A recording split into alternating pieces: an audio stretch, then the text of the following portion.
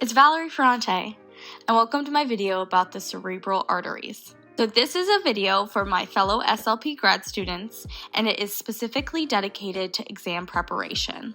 So in the following video, I do not cover all necessary foundational information. Instead, I provide tips and tricks that helped me ace my exams. So with that in mind, let's take a look at today's agenda. On today's agenda, we will review memory strategies, why SLPs should care about the cerebral arteries, we'll review the major cerebral arteries, and then we'll draw the circle of Willis. Let's begin by reviewing some memory strategies. RAP stands for write it down, repeat it, associate it, and picture it. Throughout this video, it's key for you to implement on your own, write it down, and repeat it. And as we learn about the cerebral arteries, I will show you my tips and tricks on using associate it and picturing it to making sure you don't forget the information. So let's get started. So, why should SLPs care about the cerebral arteries? Well, let's start off with the basics of the brain. The brain is arguably the most important organ in our body, and that's why the brain requires 20% of oxygen and therefore would need a very rich blood supply. And this blood supply is gonna be our cerebral arteries.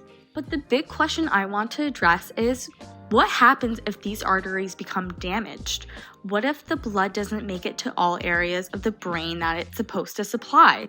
And one way in which this could happen is cerebral vascular accidents, also known as strokes. And unfortunately, this will cause cell death and brain damage.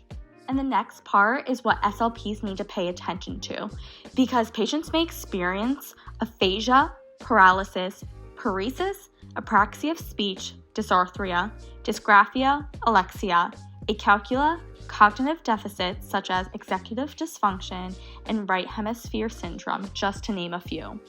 And I'm sure you all are very familiar with these because SLPs are required to treat these disorders. We are a crucial part of patient recovery after a stroke.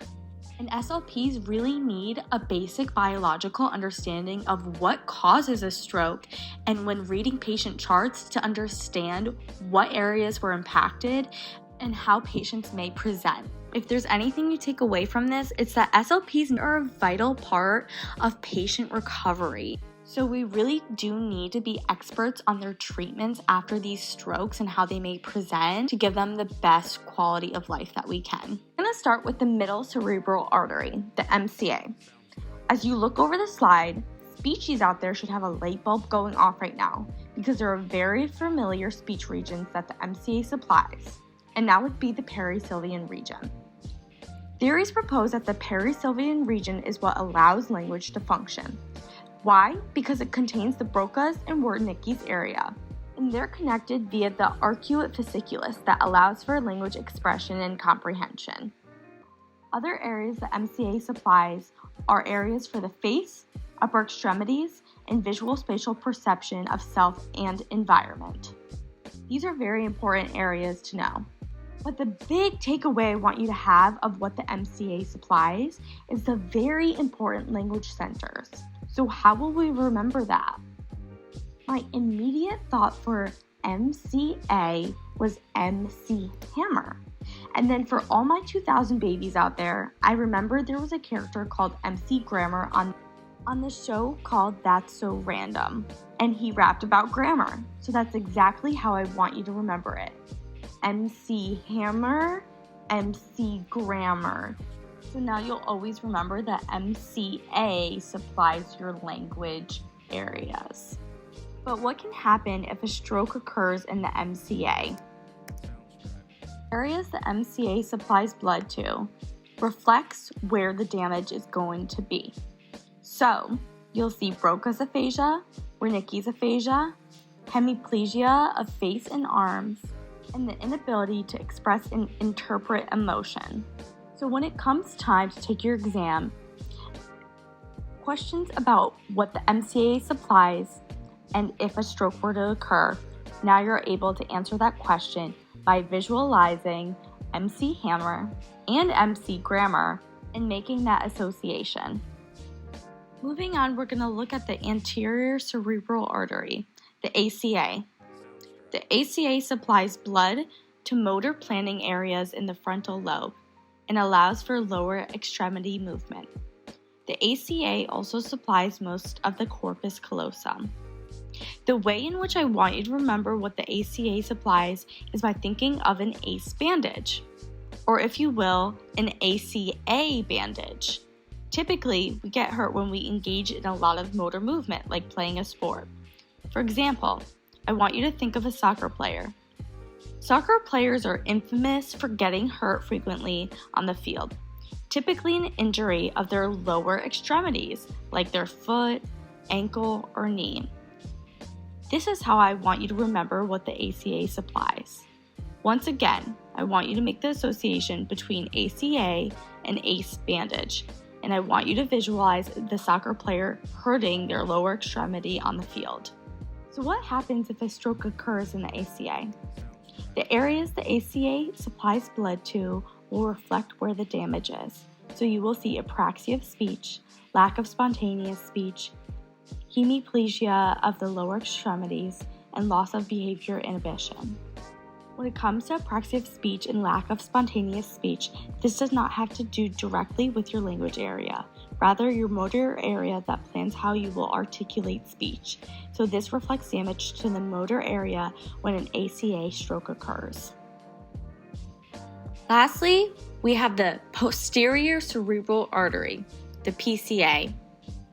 The PCA supplies a lot of different areas in the brain, but most importantly, the occipital lobe and hippocampus.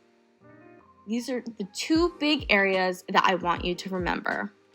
And when a stroke occurs in the PCA, the following can occur.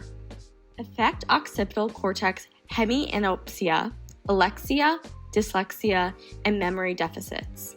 And the association we're going to make to remember what the PCA supplies and what areas are affected, it's going to be good for all the 2000 babies out there, because when I heard PCA, I immediately thought of Zoe 101. And that's because Zoe and her friends went to the school PCA. And their school, PCA, was next to the ocean, which is an amazing view.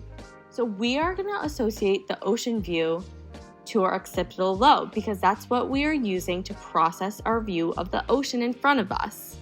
And because we all love the show Zoe 101 so much, it'll forever be in our memories, which is how we'll remember that the PCA also supplies the hippocampus.